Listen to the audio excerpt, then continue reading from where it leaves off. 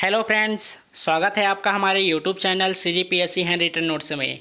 आज का वीडियो छत्तीसगढ़ के मध्यकालीन इतिहास का लास्ट टॉपिक है।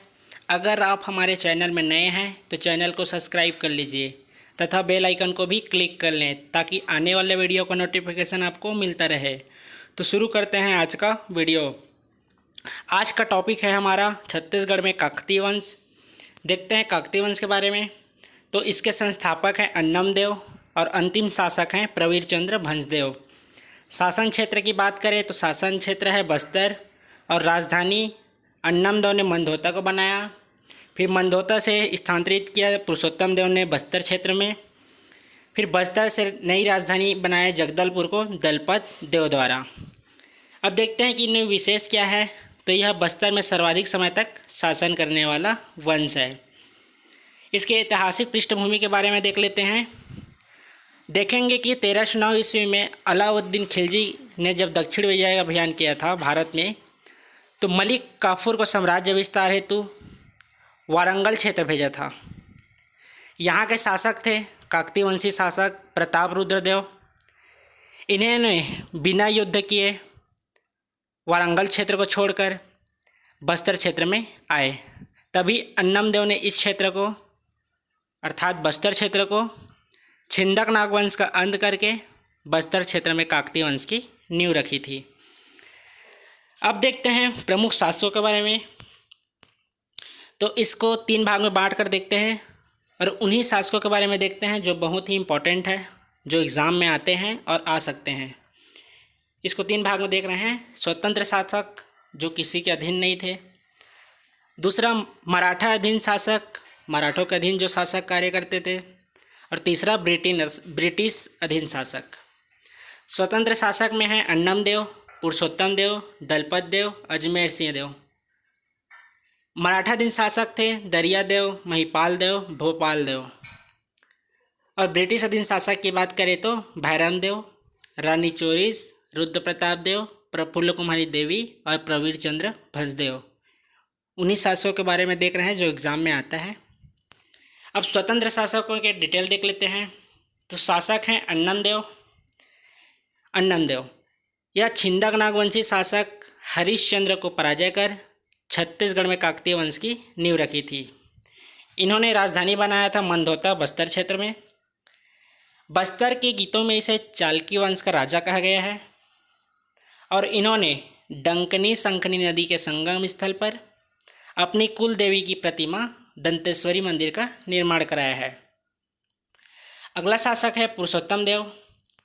इन्होंने राजधानी बस्तर को बनाया मंदोता से स्थानांतरित कर और बस्तर में विश्व प्रसिद्ध रथ यात्रा, गोंचा पर्व, बस्तर का दशहरा आदि प्रारंभ करवाया, जिसके कारण पुरी के शासक द्वारा इन्हें रथपति की उपाधि दी गई थी। अगला शासक हैं दलपत देव। इन्होंने राजधानी बस्तर से स्थानांतरित कर जगदलपुर को बनाया। ये प्रथम भोसला आक्रमण के डर से स्थानांतरित किए थे। इनके शासनकाल में 1770 ईस्वी में प्रथम भोसला आक्रमण नीलूपंत ने किया था। दलपत देव ने अपने नाम से दलपत सागर झील का निर्माण कराया, जो वर्तमान में छत्तीसगढ़ का सबसे बड़ी झील है। अगला शासक देखते हैं अजमेर सिंह के बारे में।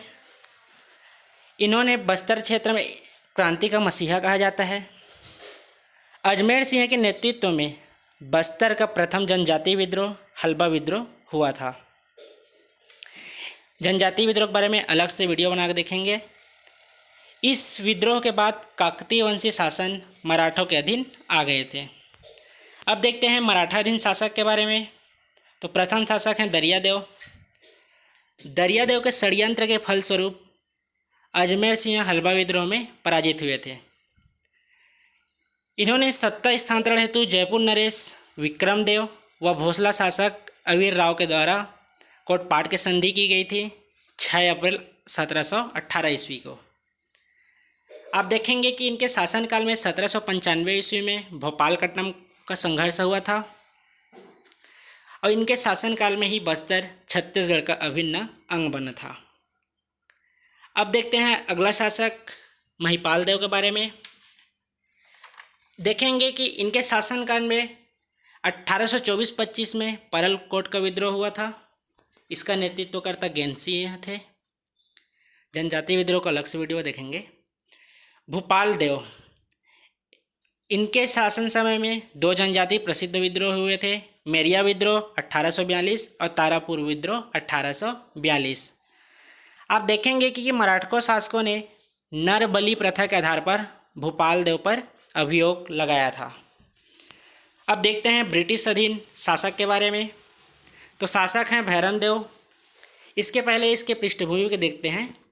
देखेंगे कि लॉर्ड डलहौजी के द्वारा 13 मार्च 1854 को हड़प नीति के तहत नागपुर राज्य का ब्रिटिश साम्राज्य में विलय कर दिया गया था। तो देखेंगे कि नागपुर साम्राज्य के अधीन शासित क्षेत्र में ब्रिटिश अधीन आ गया। तो फलस्वरूप छत्तीसगढ़ भी ब्रिटिश शासन नियंत्रण में आ गया था। तो देखते हैं भैरम देव। छत्तीसगढ़ में ब्रिटिश साम्राज्य के अधीन यह प्रथम काकतीय शासक हैं। इनके शासनकाल में प्रथम यूरोपीय यात्री चार्ल्स सी इलियट 1856 में बस्तर आए थे। इनके शासनकाल में 3 प्रमुख विद्रोह हुआ था। लिंगागिरी विद्रोह 1856, कोई विद्रोह 1859 और मुड़िया विद्रोह 1876। अगला शासिका है रानी चोरिस। इसे छत्तीसगढ़ की प्रथम विद्रोहिणी कहा जाता है। आप देखेंगे कि इनका मूल नाम था जोगराज कुंवर। विद्रोह का कारण था इनके पति इनका परित्याग कर दिए थे और इनका मान सम्मान नगण्य था। फिर देखेंगे कि रुद्र प्रताप देव अगला शासक हैं, जिनको उपाधि मिला था सेंट ऑफ जेरूसलम। ये उपाधि ब्रिटिश प्रशासन द्वारा दी गई थी। जगदलपुर का नगर नियोजन कर उसे चौराहों का नगर बनाया था। आप देखेंगे कि इनके शासनकाल में ही गुंडाधुर के नेतृत्व में 1910 ईस्वी में बस्तर का प्रसिद्ध भूमकाल विद्रोह हुआ था। इसी समय बस्तर में घैटी पौनी प्रथा का भी शुरुआत हुआ था। घैटी पौनी प्रथा मतलब महिलाओं का क्रय विक्रय। अगला शासिका हुई प्रफुल्ल कुमारी देवी। इसे छत्तीसगढ़ की एकमात्र महिला शासिका है प्रफुल्ल कुमारी देवी। और छत्तीसगढ़ की प्रथम विद्रोहिणी है रानी चोरिस। अंतिम शासक है प्रवीर चंद्र भंजदेव। ये काकतीय वंश के अंतिम शासक थे। इन्हीं के शासनकाल में 1948 में बस्तर रियासत का भारतीय संघ में विलय हुआ था, जिस समझौते में इन्होंने हस्ताक्षर किया था।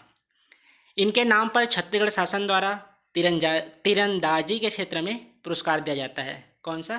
प्रवीर चंद्र भंजदेव। वीडियो कैसा लगा आप हमें कमेंट करके ज़रूर बताएं और वीडियो को अपने दोस्तों के बीच अधिक से अधिक शेयर कीजिए। धन्यवाद।